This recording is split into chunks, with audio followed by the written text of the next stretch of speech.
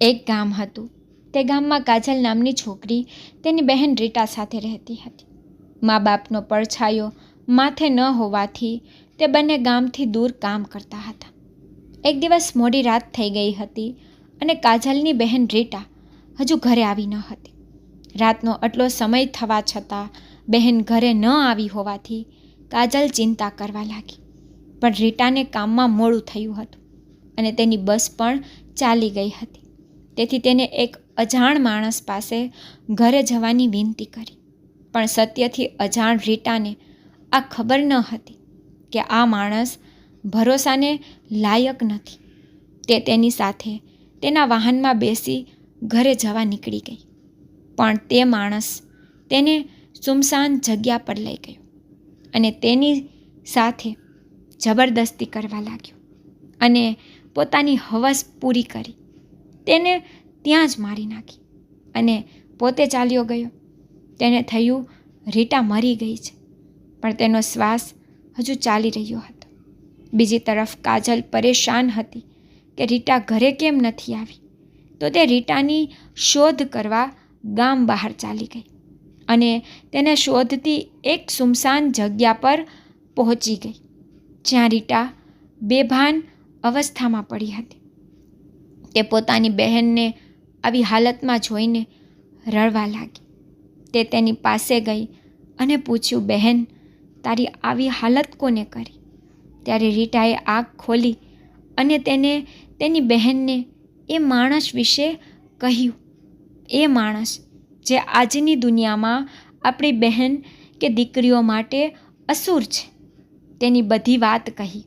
અંતે રીટાએ તેની બહેન પાસે એક વિનંતી કરી કે બહેન, મારો બદલો તું લેજે અને આ અસુરને મારી દેજે. આટલું કહી રીટા આ દુનિયામાંથી ચાલી ગઈ. રીટાની મોત પર કાજલ ખૂબ રડી, પણ તેને મનમાં નિશ્ચય કરી લીધો કે તે આ અસુરથી તેની બહેનનો બદલો જરૂર લેશે. અને પછી તે તેની બહેનનો બદલો લેવા આ અસુરની શોધમાં નીકળી પડી. સાંજનો સમય હતો. અસુર હજુ બીજા શિકારમાં બેઠો હતો. કાજલને જોઈ ફરી તેની ખરાબ હરકતો જાગી ગઈ. કાજલ પણ તેને જ શોધતી હતી.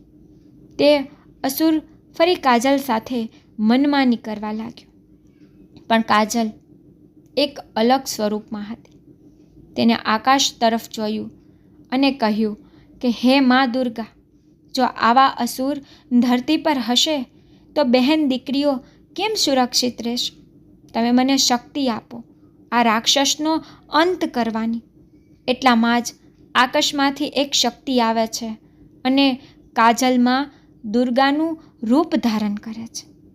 તે રાક્ષસના પેટ પર જોરથી ધક્કો મારે છે અને રાક્ષસ જમીન પર પડી જાય છે. તે તેના એક એક કાંડ તેને યાદ કરાવે છે. આજે કાજલ ખૂબ ગુસ્સામાં હતી. બીજું, મા દુર્ગાએ તેને આ અસુરનો નાશ કરવાની શક્તિ આપી હતી. અંતે કાજલ ત્યાં રાખેલા એક ચાકુથી તેને આખો ચીરી નાખે છે અને તે અસુર ત્યાં જ નાશ પામે છે. ત્યારે આકાશમાંથી અવાજ આવે છે કે બહેન, હવે મારી આત્માને શાંતિ મળી.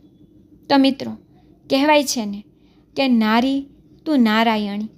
તો મિત્રો, આ નાની કહાનીમાં મારો કહેવાનો હેતુ માત્ર એટલો જ છે કે જો આવા અસુર ધરતી પર જન્મ લેતા રહેશે તો તેનો અંત કરવા મા દુર્ગા જરૂરથી આવશે. બુરાઈનો અંત જરૂરથી થશે. આના પરથી કહેવાય છે કે સ્ત્રી દેવીનું રૂપ છે. હંમેશા સ્ત્રીની ઇજ્જત કરો. જેવી રીતે તમારી મા બહેનની ઇજ્જત કરો છો, તેમ બીજાની દીકરીઓને પણ ઇજ્જત કરો.